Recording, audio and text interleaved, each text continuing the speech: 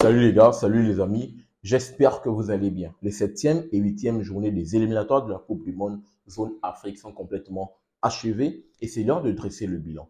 Le bilan de cette trêve internationale du mois de septembre parce qu'on le sait qu'il ne reste qu'une seule trêve internationale au mois de octobre pour savoir quelles sont les 9 nations africaines qui vont représenter l'Afrique au mondial 2026. Mais on saura également les 4 meilleurs deuxièmes qui vont jouer les barrages continentaux au mois de novembre. Et la meilleure nation africaine doit aller jouer les barrages intercontinentaux au mois de mars 2026. Et bien sûr, pour savoir s'il y aura une 10e nation africaine qui va rejoindre les 9 autres nations. Mais pour le coup, on sait qu'il n'y a que 9 nations africaines et on saura le dénouement de ces qualifications au mois de octobre. Mais dans cette vidéo, on va revenir très rapidement par rapport à la 7e et 8e journée de cette trêve internationale du mois de septembre qui a été très palpitante. Je tiens toujours à le rappeler et c'est le plus important. Sur ma chaîne Super 7, je pousse et je mets en avant le football africain autour des différentes compétitions africaines de football, comme les qualifications à la Coupe du Monde, comme le championnat d'Afrique des Nations, comme les différentes CAN, que ce soit les divisions inférieures, CAN des U17, U20, U23,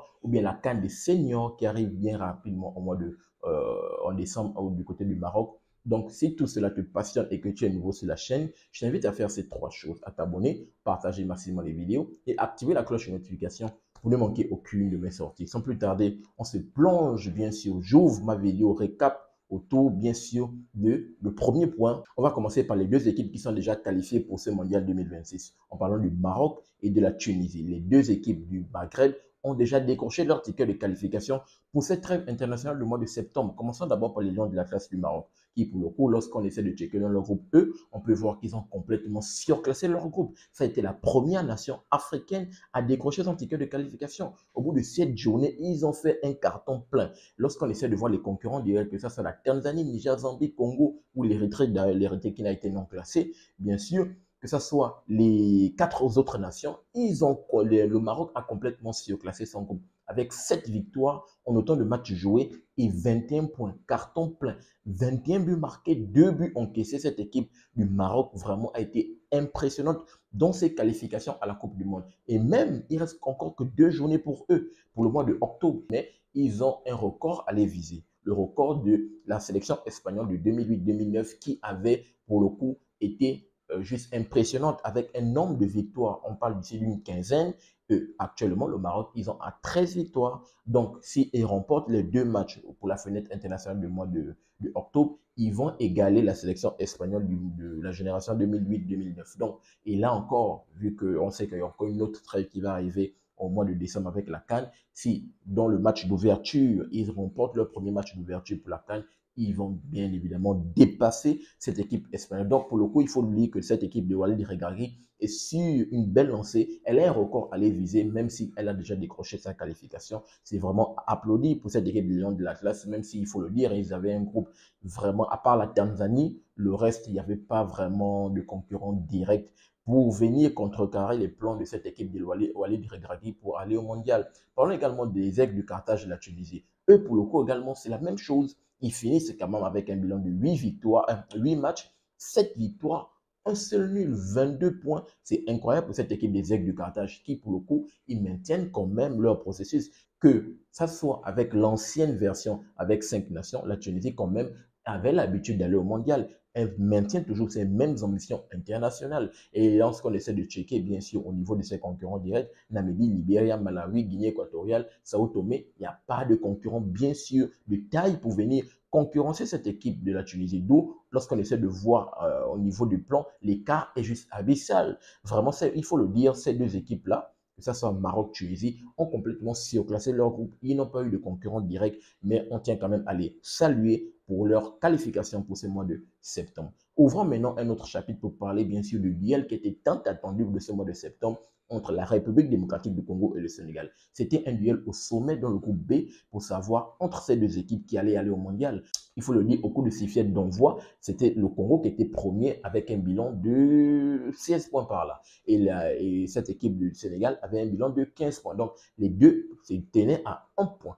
Donc, le Sénégal n'avait nul autre choix que de s'imposer si elle avait les ambitions, bien évidemment, de continuer sur sa belle lancée internationale. Or que de l'autre côté, le Congo avait bien sûr envie de repartir, de regoûter encore à la scène internationale depuis 1974. Il faut le dire, le match a vraiment tenu toutes ses promesses. Cette équipe du Congo rentre bien dans la partie en menant 2 buts à 0, mais elle va se faire remonter par cette belle génération sénégalaise qui, en réduisant le score 2 buts à 1 en première période et en deuxième mi-temps, bien sûr, en venant détruire toutes les velléités et les exploits d'une qualification de cette équipe des Léopards au mondial, le Sénégal vraiment a montré que dans ce match, il y a une différence de niveau entre les deux. Le Sénégal a été exceptionnel. La remontada, et je l'ai même dit dans mon débrief qui est sur la chaîne, la remontada de cette équipe sénégalaise, bien sûr les Lions de la Teranga, a vraiment tenu toutes leurs promesses et vraiment je tenais quand même à les saluer. Ça a été un match au sommet, ça a été un match qui nous a vraiment tenu, un match qui a tenu sur toutes ses promesses. Ça a été peut-être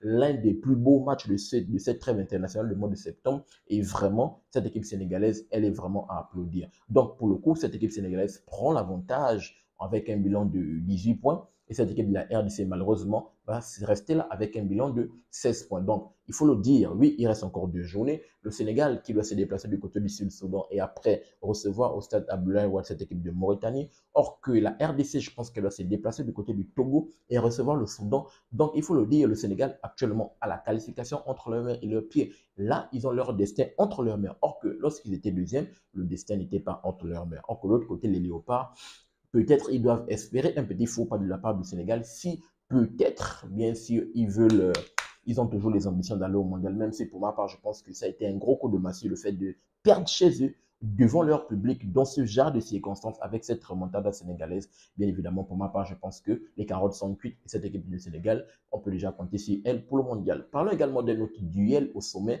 qui, pour le coup, a été très attendu, en tout cas par moi, mais je pense également par les puristes du football africain entre le Gabon et cette équipe de la Côte d'Ivoire. C'était le duel au sommet de ce groupe F pour savoir entre les deux nations qui allaient aller au mondial. Même chose, comme j'ai pu le dire entre la RDC et le Sénégal, les deux équipes se tenaient à 1 point au coup de sifflet du match. Les deux équipes se tenaient à 1 point. Le Gabon poursuivait cette équipe de la Côte d'Ivoire qui, pour le coup, il faut quand même le dire, depuis cette année 2025, n'enchaîne que les 1 but à 0, 1 but à 0. Il souffre d'une inefficacité offensive, mais défensivement, lorsqu'on essaie même de checker au niveau du classement, on peut voir que défensivement, au bout de 8 matchs, c'est aucun but encaissé. Bien évidemment, elle a une muraille défensive qui permet à cette équipe au moins de se reposer sur sa solidité défensive. Et au niveau de l'attaque, ça a été un peu de gribouiller, ça a été un peu de proposer quelque chose. Mais cette équipe ivoirienne, quand même, a pu faire le minimum syndical en s'imposant d'abord dans le premier match. On l'a pu le constater face au Burundi, 1 but à 0.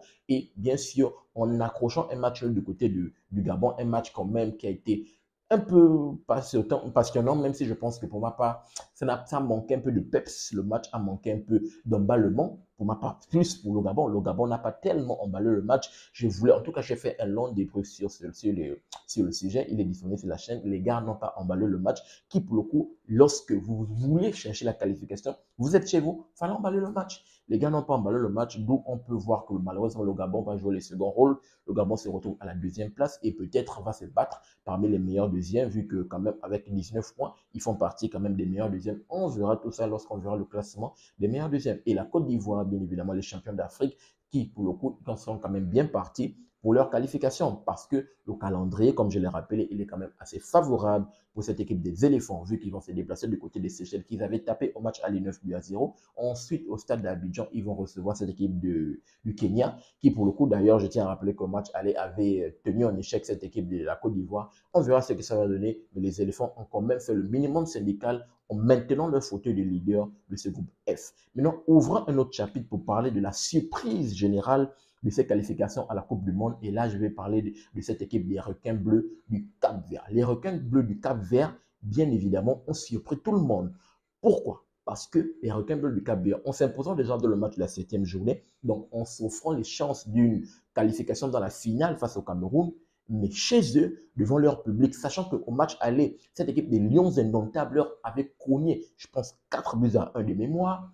Les Cap-Verts, les requins bleus, devant leur public, ont su se transcender, aller chercher une victoire, peut-être signe d'une qualification, parce que la victoire de cette équipe des requins bleus face aux Lions indomptables, concurrents directs, bien sûr, c'est peut-être une victoire qui donne la qualification au mondial. Et je pense que c'est historique pour cette équipe des requins bleus du Cap-Vert parce que qu'il aurait cru pour cette qualification à la Coupe du Monde avec un format à 9 équipes pour les nations africaines, de savoir que le petit poussin qui est cette équipe du Cap-Vert puisse se hisser au mondial. Ça va vraiment être historique pour cette équipe capverdienne d'aller au mondial et de proposer de belles choses quand même. Quelque chose que je veux mettre en avant pour saluer le football capverdien quand même, ils sont sur une belle régularité. Depuis ces derniers temps, pour ceux qui regardent le football africain, on peut le constater depuis les dernières CAN les plus récentes, ils sont là présents, ils montrent de belles choses pendant les CAN quand même. Et là, on peut le constater que la régularité de ce football s'observe au niveau de sa génération qui, pour le coup, quand même, peut faire partie de l'équipe surprise et puis va s'inviter aux nations africaines, va représenter l'Afrique au mondial parmi les 8 autres nations. On verra ce que ça va donner. Donc, cette équipe capverdienne, je voulais la mettre en avant, qui, pour le coup, fait partie quand même des surprises de ces éliminatoires, de ces qualifications, de ce mois de septembre, qui a son destin à jouer au mois de octobre parce qu'elle a juste besoin d'une seule victoire. Une victoire pour permettre la qualification. Je pense que la balle est dans leur camp. Parce que lorsqu'on essaie de checker, quand même, c'est 6 victoires en 8 matchs joués. Donc, qui, pour le coup, elle avait perdu le match, comme je l'ai dit, face au Cameroun, mais sinon, le reste des matchs, elle arrive quand même à s'en sortir face à la Libye, l'Angola, la Maurice et les Swatini. Donc, je pense que cette équipe du Cap-Verdien, des Requins bleus, ont toutes leurs chances de décrocher leur qualification, qui juste une seule victoire. Et bien évidemment, c'était cette équipe que je voulais mettre en avant en parlant de l'équipe surprise. Parlons également bien sûr, en faisant la passe décisive à cette équipe des Lions indomptables pour parler malheureusement d'un grand. Parce que, comme on le sait, pour ces qualifications à la Coupe du Monde Zone Afrique, il y a toujours un grand qui passe à la trappe, toujours une grosse nation qui passait à la trappe. Pour ma part, je pensais à 2 nations, le Sénégal ou la Côte d'Ivoire. Le Sénégal, pourquoi? Parce que le Sénégal avait un déplacement compliqué du côté de la RDC. Je me suis dit que le déplacement du côté du Stade des Martyrs, ça va quand même être compliqué pour cette équipe sénégalaise. Mais elle a su se transcender, je l'ai rappelé tout à l'heure dans mon deuxième point, en allant chercher, bien évidemment, une victoire à l'arraché pendant une remontada. La Côte d'Ivoire, pourquoi la Côte d'Ivoire est championne d'Afrique? J'ai dit la Côte d'Ivoire dans le déplacement face au Gabon. Le Gabon, peut-être qu'il devait surfer sur la bonne vibe en s'imposant, en suivant le pas de cette équipe ivoirienne. Malheureusement, la Côte d'Ivoire a pu faire le minimum syndical en décrochant le match qui permettait à cette équipe ivoirienne de maintenir son fauteuil de leader au bout de cette trêve internationale. Donc, pour le coup, je n'aurais jamais imaginé que ça devait être les Lions indomptables du Cameroun qui serait la grosse nation surprise peut-être qui va ne pas se qualifier au mondial. Pourquoi? Parce que lorsqu'on essaie de checker dans le groupe D, tout à l'heure j'ai parlé du Cap-Vert qui n'a que besoin d'une seule victoire. Le Cap-Vert a besoin d'une victoire pour se qualifier au mondial. Mais le Cameroun, dans le groupe D, pourrait se qualifier si et seulement si le Cap-Vert, pendant les 9e et 10e journées, fait match nul. Match nul, le Cameroun se qualifie. Pourquoi? Parce qu'elle aura le même nombre de points, mais vu qu'en confrontation directe, lorsqu'on essaie de faire le cumul, le Cameroun, comme je l'ai dit à l'aller, elle a tapé quand même sur un large score. Et même au niveau de goal average, le Cameroun dépasse. Donc, si et seulement si les requins bleus font match nul pour le mois de la trêve de octobre, le Cameroun passe.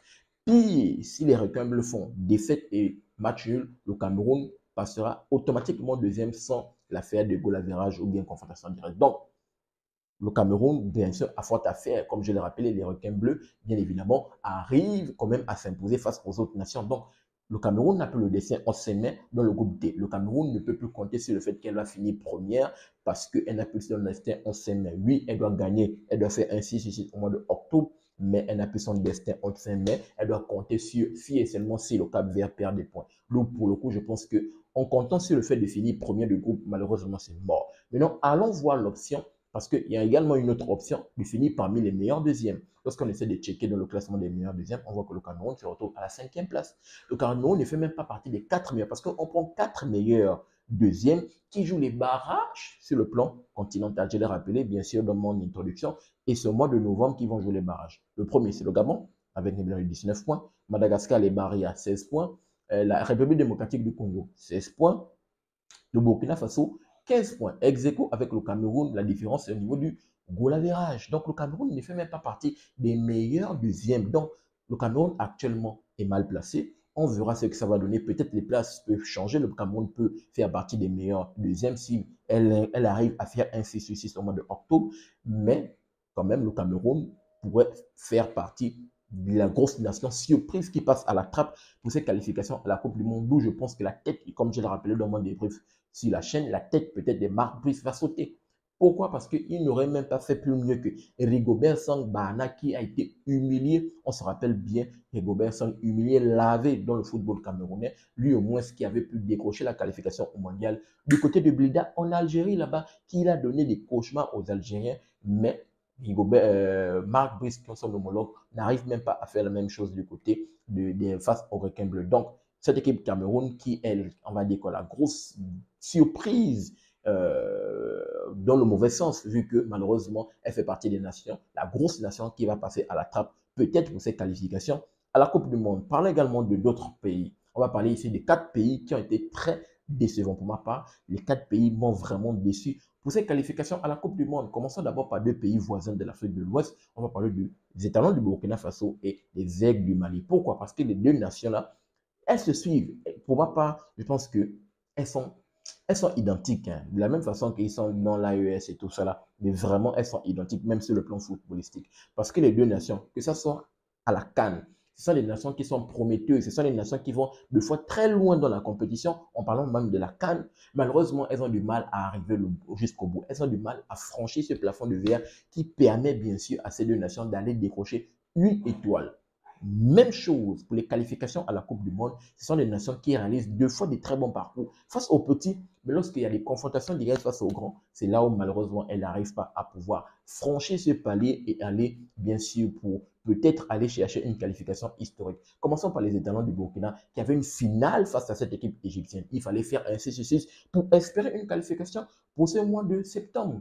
Les étalons du Burkina qui étaient chez eux devant leur public communion, parce que ça faisait longtemps qu'ils avaient joué dans le stade du 4 août de Ouagadougou. Bien sûr, le ministère des Sports, la fédération du Burkinabé ont mis des moyens pour permettre à leurs joueurs de communier à leur public, pour permettre à leurs joueurs de jouer à la maison devant leur public, devant la ferveur des Burkinabés. Malheureusement, ils n'ont pas pu venir à bout de cette équipe égyptienne des pharaons emmenée par Mohamed Salah. Ils n'ont pas pu le faire. Vous étiez à la maison, vous avez tous les gars. Et peut-être même l'Égypte était à 2 doigts de réaliser le hold-up. Donc, et de l'autre côté, si l'Égypte réalisait le hold-up, eux, ils devaient décrocher leur qualification.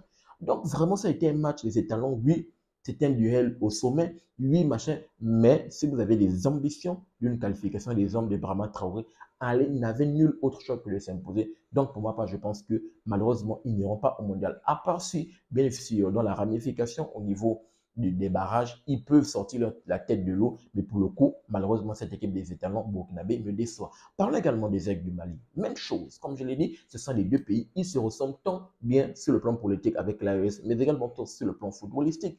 La même chose pour le Mali. Ils n'arrivent pas à comprendre que le Mali réalise, et je l'ai même prédit dans ma vidéo, pour ceux qui ont regardé mon débrief, Mali-Comore, 3-0. J'ai dit quoi? J'ai prédit que le Mali, c'est la même chose. Parce qu'elle a fait la même chose pendant la trêve de mars. Elle a tapé les Comores 3-0. Après, elle s'effondre face aux barrières en match nul. Là, elle tape les Comores. Malheureusement, elle n'arrive pas à s'imposer face au Ghana qui, pour le coup, le Ghana leur avait tapé au match aller. 2-1. On se rappelle bien le but de Jordan Ayew qui avait climatisé cette équipe du Mali. Mais là, pour le coup, vous rencontrez un concurrent direct à la qualification. Le Ghana, il faut le dire, le Ghana, oui, c'est une grosse nation. Le Ghana est blessé. Le Ghana n'a même pas pu se qualifier à la CAN, les gars. Ils n'ont pas pu se qualifier, mais vous n'arrivez pas à battre le Ghana. Si vous avez les ambitions, les hommes de Tom Saint-Philippe, vous avez les ambitions du mondial, c'est de là, dans ce genre de match, qu'il faut pouvoir sortir les griffes. Malheureusement, le Ghana n'a pas pu le faire. Le Mali n'a pas pu le faire. Le Mali perd le match. 1-0 face au Ghana. 1-0, d'où j'ai dit que malheureusement le Mali m'a tellement déçu et fait partie, comme son homologue, fait partie des équipes décevantes que je voulais venir mettre en avant. Parlons également d'un autre pays, que je vais parler de mon pays, des Panthères du Gabon. Les Panthères du Gabon avaient bien sûr un objectif clair. L'objectif clair, c'était d'avoir la qualification entre leurs mains. Et la qualification devait se jouer au match retour face à cette équipe de la Côte d'Ivoire. Comme je l'ai rappelé dans plusieurs de mes vidéos, le match était prenable. La Côte d'Ivoire d'ailleurs était prenable. Elle est prenable, on a pu le constater, le Gabon, et pourtant a réalisé un match que je trouve assez bon. Défensivement, ils ont su museler les attaquants ivoiriens qui, pour le coup, je tiens quand même à rappeler que, comme je l'ai rappelé, ils ont une inefficacité offensive. Donc, la défense gabonaise a été le compartiment du jeu qui m'a vraiment rassuré. Le milieu de terrain également m'a beaucoup rassuré, mais les attaquants, malheureusement, n'ont pas répondu présent. Et même, je l'ai rappelé, mon coach Thierry Mouyoma n'a pas su mettre les ingrédients pour apporter un nouveau souffle, bien sûr, à son équipe. Du qui, pour le coup, je pense que malheureusement, le Gabon fait partie des équipes décevantes. Elle m'a vraiment déçu parce que j'avais des ambitions et des idées autour de cette équipe. Je pensais qu'on pouvait le faire et je me suis dit qu'on pouvait battre cette équipe ivoirienne. Malheureusement, mes Panthères du Gabon n'ont pas pu le faire. Et là, ils vont jouer les barrages. J'espère que dans les barrages, ils vont quand même pouvoir se transcender pour espérer une qualification historique parce qu'on avait rendez-vous avec l'histoire. Malheureusement, les gars n'ont pas pu écrire l'histoire. Je vais me rappeler, j'ai fait une vidéo où je parlais à mes gars pour dire que les gars, vous êtes une génération qui peut écrire l'histoire. Malheureusement, on n'a pas pu le faire, d'où j'ai classé mon équipe des Panthères du Gabon parmi les équipes décevantes. Et pour finir, on va parler bien sûr des hommes d'Eric Sekouchel, cette équipe des Super Eagles de Nigeria, qui avait également l'obligation de s'imposer face à cette équipe de l'Afrique du Sud. C'était le duel au sommet dans le groupe C. Duel au sommet, bien évidemment. Le Nigeria n'avait nul autre choix que de s'imposer face à l'Afrique du Sud qui avait quand même distancié au niveau du classement. L'Afrique du Sud jouait sa qualification. Si l'Afrique du Sud s'imposait face au Nigeria, l'Afrique du Sud décrochait sa qualification. Hugo Boss l'avait déjà dit, il a les ambitions d'emmener cette équipe de Bafana Bafana au mondial. Et il met les moyens, on peut le constater dans le classement. Ils ont 17 points. Malheureusement, le Nigeria, qui, les hommes des Eric Sekouchel, n'ont pu faire que match nul dans la confrontation entre les deux. Donc le Nigeria, il faut qu'il, pour le coup, va faire partie des grosses nations qui vont passer à la trappe. Mais je ne l'ai pas classé comme le Cameroun parce qu'on savait déjà depuis que le Niger, avec le fait que l'Afrique du Sud était quand même assez distancée, on savait que le Niger, ça devait quand même être assez compliqué. Donc, le Nigeria me fait partie des équipes également qui m'ont tellement déçu, comme je l'ai parlé de 4 équipes, Burkina Faso, Mali, Gabon et Nigeria. Voici les 4 équipes qui m'ont vraiment déçu pour ces qualifications, pour ces 7e et 8e journées de qualification à la Coupe du Monde de cette trêve de septembre. Parlons maintenant des choses positives pour parler des équipes qui sont en bonne position pour se qualifier. Et là, pour le coup, on va commencer de façon crescendo. On va commencer bien sûr par le groupe A. On va commencer par cette équipe des pharaons égyptiens. Les pharaons égyptiens, comme je l'ai rappelé, pour cette trêve internationale de ce mois de septembre, avaient la qualification entre leurs mains et leurs pieds. Malheureusement, ils n'ont pu faire que le minimum syndical en faisant un match face à cette équipe des étalons. Mais pour la 10e, 9e et 10e journée, elle a juste besoin de petit point, quelques petits points là-bas pour sa qualification. Pour ma part, je pense que l'Égypte déjà a au moins un pied au mondial. On peut également parler du Sénégal, quand même le Sénégal qui a réalisé quelque chose rapidement. Bon, j'ai déjà parlé du Sénégal. Le Sénégal qui, en s'imposant face à cette équipe de la RDC, s'est donné les moyens de la qualification, s'est donné les moyens d'avoir son destin entre leurs mains et je pense qu'elle est bien partie également pour se qualifier. On peut parler, bon, j'ai rapidement parlé de l'Afrique du Sud qui est bien partie, bien sûr, qui, en arrachant le match face à cette équipe du Nigeria, a pu faire un bon pas pour la qualification. Le Cap-Vert qui a été la révélation, bien sûr, qui est bien placé pour la qualif. Le Maroc, bon, on en passe.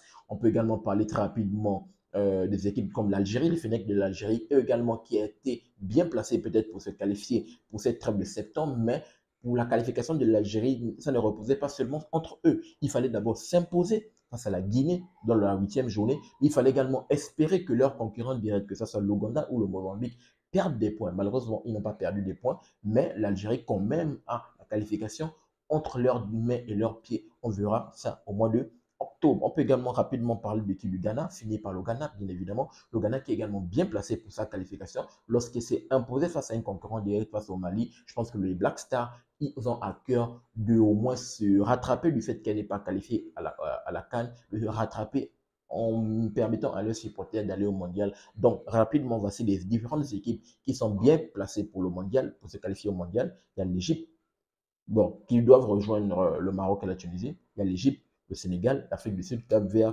l'Algérie et le Ghana, et aussi la Côte d'Ivoire. Je ne vais pas oublier les champions d'Afrique. La Côte d'Ivoire qui est bien placée, qui a fait le minimum syndical en arrachant le match face au Gabon, qui est bien placé pour se qualifier au mondial. Bien sûr, on va finir la vidéo en faisant le bilan des meilleurs deuxièmes, bien sûr, dans le groupe J. Le bilan, on peut voir que ce bilan est surclassé et dominé par cette équipe des Panthères du Gabon avec un bilan de 19 points. Ils sont bien placés quand même pour finir parmi les meilleurs deuxièmes.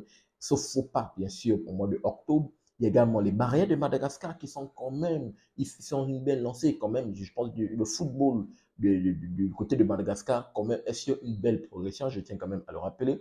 On a la RDC qui peut faire partie des meilleurs deuxièmes, qui n'a pas pu s'imposer dans le choc du côté des Stades des Martyrs. Et le Burkina Faso également, qui fait partie des meilleurs deuxièmes. Donc, voici les 4 équipes-là qui, si la trêve s'arrête là maintenant, c'est le Gabon, Madagascar, RDC et Burkina Faso qui vont jouer les barrages au mois de novembre. Mais vu que les places vont changer au mois de octobre, on verra ce que ça va donner. Il y a le Cameroun qui se retrouve à la 5e place, qui va forcément jouer les intrometteuses pour venir, peut-être venir là. Namibie, Ouganda, Bénin, Tanzanie, on verra ce que ça va donner. Peut-être le Bénin a toutes ses chances de venir titiller si cette équipe du Bénin, bien évidemment, a des intentions de flairer quelque chose. Cette équipe du Bénin doit tout jouer dans la trêve internationale du mois de octobre. Donc, voici rapidement ce que je voulais partager avec vous dans cette vidéo autour de cette grosse vidéo récapitulative pour cette trêve internationale du mois de septembre pour conclure la 7e et 8e journée, bien évidemment. Donnez-moi votre retour dans les commentaires par rapport à tous les points que je viens de citer et je serai ravi de vous lire pour qu'on puisse essayer d'en discuter en toute synergie autour du football africain qu'on aime et qu'on adore. N'oubliez pas de vous abonner, de liker, mais surtout activer la cloche de notification pour ne manquer aucune de mes sorties. Peace. Très bientôt les gars.